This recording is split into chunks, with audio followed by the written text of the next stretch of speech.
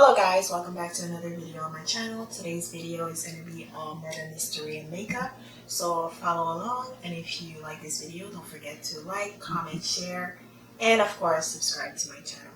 So today's video takes place in London. It is about Mahmuda Khatun and her husband, Muhammad Amin Miah. So to better understand the story, we're going to take a look at Mahmuda's past life. So Mahmuda is of Bangladesh descent, and usually in that type of culture, it is very typical to have an arranged marriage. And if somebody doesn't know what an arranged marriage is, it's basically when your parents get together with the potential husband's parents and they agree that you guys marry each other. That's not what Mahmuda wanted. Mahmuda is a very ambitious and independent woman. She wants to live a typical life in London as a woman who makes her own choices. When she was 21 years old, her parents arranged for her to marry this man. That's not what Mahmuda wanted, but she agrees because that's what her parents want. They're both very unhappy in the marriage. Mahmuda doesn't love the man, and he feels that every time he tries to initiate any kind of intimacy in the marriage, she's not really in the mood. That upsets him, and he starts emotionally and physically abusing Mahmuda. So, Mahmuda tells her parents that her husband is abusing her. And of course, they don't want her to get divorced, but after so many cries of help, they agree. And after 2 years of marriage, the pair divorces. Now, for a while, Mahmuda's life was great. She was independent like she wanted to. She was free to basically do whatever she wants. So she gets a job as an optician, and she starts meeting new friends and also meets a guy that her parents don't know about. Because of her new job, since it's on the other side of town, sometimes she spends the night at a place called Fidel's house, which is basically a different apartment complex. So 4 years has passed, and her parents start putting pressure on her. They tell her she's not going to remain as a divorcee forever. And let's not forget, Mahmuda is already dating a guy, but her parents just don't know about it. So her parents continue to send her suitors in hope that Mahmuda will just find somebody that she likes and settle down with them. This leads to a lot of arguments, and of course, at this point, Mahmuda figures that she's just gonna have to settle with someone. And the best one out of the bunch of suitors was Muhammad Amin Miah. And he is described as a hard worker, very gentle man. He's not the one that she wants, but she would settle for him because he's the best out of the bunch. They do have a little bit in common, and she seems to get along with them. But it's not romantic. But she is very hopeful that eventually she will fall in love with him. So the pair gets married. But although they are married, she still continues to communicate with the other guy. And of course, as any husband would, Muhammad is not happy. He does ask Mahmuda, who are you talking to? She always responds, oh, that's none of your business, and dismisses him. He feels like she's not into him. Anytime he goes and sits on the couch next to his wife, she moves to the other couch. She doesn't eat what he cooks, and they basically cannot get along. At this point, Mahmuda realizes that she does not love Muhammad, and she can't ask for her parents for another divorce because she's already been divorced once, and she knows that whatever she tries to tell her parents, it's going to be the same arguments over and over again. So what does she do? She creates a plan. It's a devious plan. She feels trapped in the marriage, and she feels like the only other option that she has is for her to kill her husband.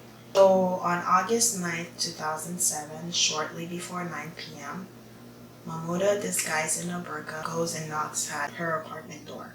And of course, her husband thinks that it's going to be his wife coming back from work because typically she gets off at 7 p.m. So he goes and opens the door, and she launches at him with a knife.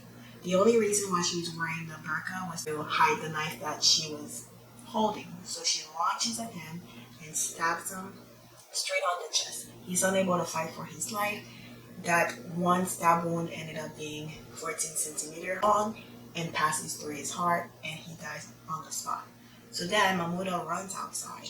And of course, because everything was premeditated, she has an alibi.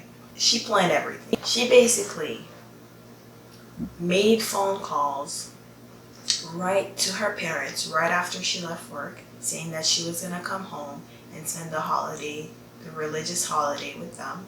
Her mom told her no, spend it with your husband instead. So she sends a text message to her dead husband's cell phone and tell him, oh, I'm gonna be coming home soon. Meanwhile, she knows he's already dead.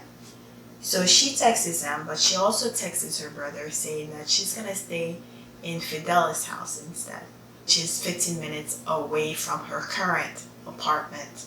She also made sure that she went to Fidela's house earlier that evening. That way, if they were to interrogate her friend, she could say that I was with Mahmuda. Basically, she plans everything as if she was not near the apartment at all when her husband died, as if she was 15 minutes away. So at about 11 p.m., 2 hours after the murder took place, Mahmuda contacts her brothers and tells them that she doesn't have a key to get into her apartment, but that she smells like something is burning inside. So of course her brothers go and help her out. As they approach the apartment, they look into the mail slot. They could see Muhammad laying dead.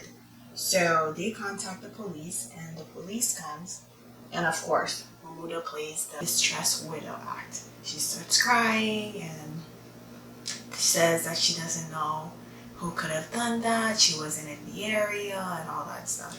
And for a while nobody suspected her because they actually believed that she was a victim, like her husband got brutally murdered and that she was a widow.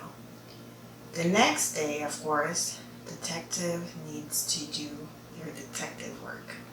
So they contact Mahmuda and tells her to bring her cell phone because they need to check cell phone records. So of course Mahmuda, when she was interrogated by police, she did say that she was 15 minutes away from the apartment that night and that she was nowhere near the apartment. And of course, when they contacted the friend did say that Mahmuda was there for an hour and left. But basically, she said that she wasn't in the area at all until 11 p.m. when she contacted her brothers to go back home. So, police did believe her story, but of course, Mahmuda didn't know that cell phones do record your location, and her cell phone pinged in the area of the crime scene. Of course, detective didn't think that she had any reason to lie, but they have to go by the evidence. So, when they called Mahmuda back to interrogate her, she refused to talk. She hoped that because she said it was because of self-defense that she would receive a lesser sentence. Instead of being first-degree murder, that it would be for manslaughter. So it was basically the case was in the hands of the jury at this point. The jury would determine whether or not Mahmuda was guilty of killing her husband. But of course, in those cases, it's difficult for all parties because at this point, think about it, the husband is dead. He can't testify for himself. She says that he's being abusive to her, but everybody knows him as a kind man. And of course, I know that in relationships, the only person that typically knows the spouse is the other spouse. But he was a kind man and he was innocent in this situation. The jury would be the one to say whether or not Mahmuda was a victim of physical abuse and whether or not she was acting in self-defense. And her brother even took the stand during the trial and told the story of her younger years where she would be abused by the parents and their tough upbringing. The jury did not side with Mahmuda, and she was sentenced to a minimum of 17 years in prison, and she's set to be released in 2025, which is 3 years from today. Personally, I feel like this is not enough time considering that Muhammad was an innocent man, and you can't, no amount of years can replace a life, but 17 years is really not that much time, and she would be released in 2025, so that's not far from there. Of course, I can empathize with how Mahmuda was feeling coming from a conservative family. I know parents could put a lot of pressure as to marrying somebody within the same religion as you, and that's what her parents wanted for her. They wanted her to marry a Muslim man as well. But I don't think that murdering your husband is the only way out. So let me know what you guys think about this video in the comments below. And if you like, don't forget to, of course, hit the like button, share, subscribe, and show love to my channel. And until next time, have a wonderful day.